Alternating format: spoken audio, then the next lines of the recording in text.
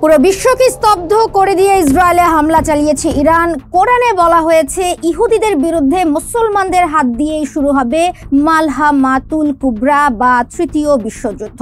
তবে কি ইরানের এই হামলার মধ্য দিয়েই শুরু হয়ে গেল সেই মালহামাতুল কুবরা? কি বলা হয়েছে কোরআনের সেই ভবিষ্যৎবাণীতে? বিস্তারিত থাকছে বাজ নিউজের প্রতিবেদনে।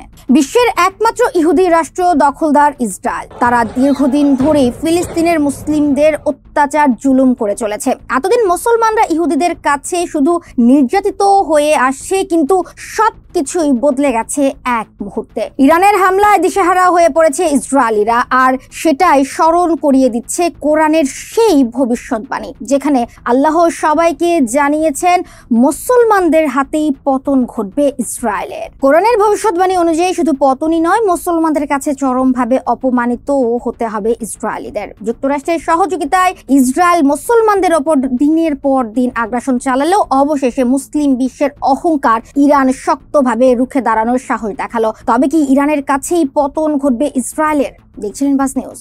ধন্যবাদ।